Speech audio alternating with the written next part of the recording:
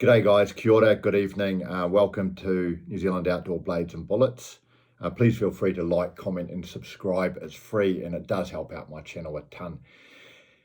Recently I've been watching a lot of YouTube videos of these guys going out hunting, and they're brilliant videos, absolutely brilliant. And what's really interesting is these guys are going out hunting and we're seeing very large numbers of deer, and particularly in open country.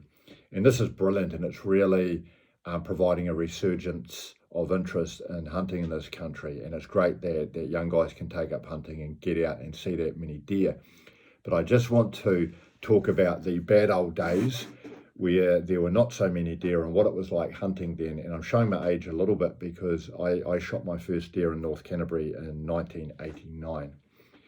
Now, what happened is there was a resurgence of deer in this country where the deer numbers really took off, particularly around World War II when everyone was off at war and not hunting deer, and into the 50s.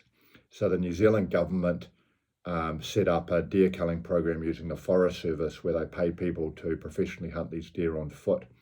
It wasn't really until helicopter hunting took off in the late 60s and into the 70s that they really started to bring down the deer numbers. And what happened is we had a country that had lots and lots of feral deer, and by the late 70s, early 80s, so many had been shot that the deer became very, very scarce, and particularly in open country in the South Island, it was actually quite rare to see deer out in the open.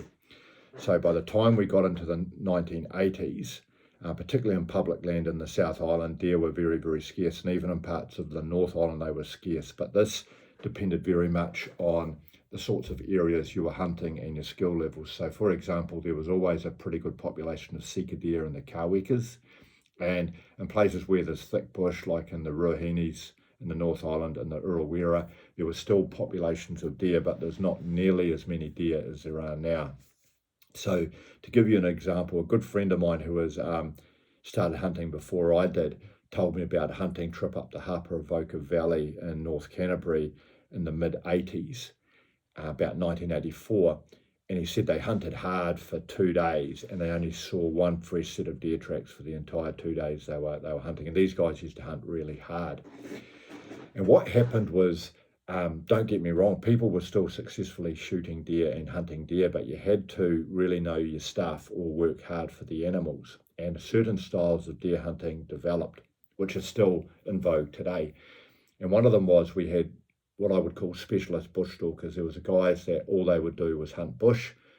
That's where the deer were because of the helicopter pressure. They weren't coming out in the open. And these guys, as long as the population of deer was there, they were consistently picking up deer, but not in anywhere near the numbers that guys get today. They wouldn't see anywhere near those numbers. The other style of hunting that was done was a type that I sort of grew up in doing, and that was we used to walk into remote areas of the South Island, and then I moved to the North Island into the Ruahine Forest Park, and we would walk sort of 5 hours up into the bush line or up into creek heads and hunt very remote bush edges and creek heads at first and last light, just hoping to get a deer that came out in the open. And we certainly started to pick up deer, but yeah, you just had to work a little bit harder for them, and you didn't see the same numbers that you're seeing now. This style of hunting, it's not rocket science, it's still in vogue today. We still have people who just hunt in the bush, and we do have people that walk right into remote areas to go after deer. But what you didn't see back in the 80s so much was large numbers of red deer out in the open, well away from the bush edge. They typically stayed very, very close to the bush. And this is in no way degrading against modern hunting. In fact, I'm glad there's more deer around because it's easier for me to get them. But it was just the way it was then. The other difference that's probably occurred is that we've got a resurgence of feral deer on private property.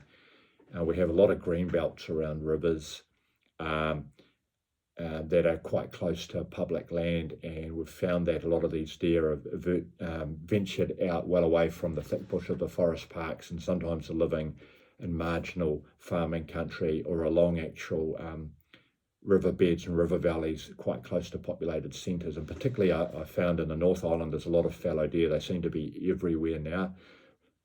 They used to be a little bit more localised in locations in the 80s, but in both the South and the North Island, the fallow deer just seem to be all over the place now. And this is a good thing too. So yeah, that's the other thing that's changed. But anyway, I would, if you got this far, I would really, really love to hear stories about guys who back in the day, what they did to get deer and how tough they might have found it. Although to be fair, you know, some guys were still going out back then and getting a deer every weekend, but there was a lot of guys that weren't, and they were, you know, certainly working for the deer. So I'd love to hear stories, please, about any of you sort of more mature guys, how you found the deer hunting back in the day and how you keep your freezer full.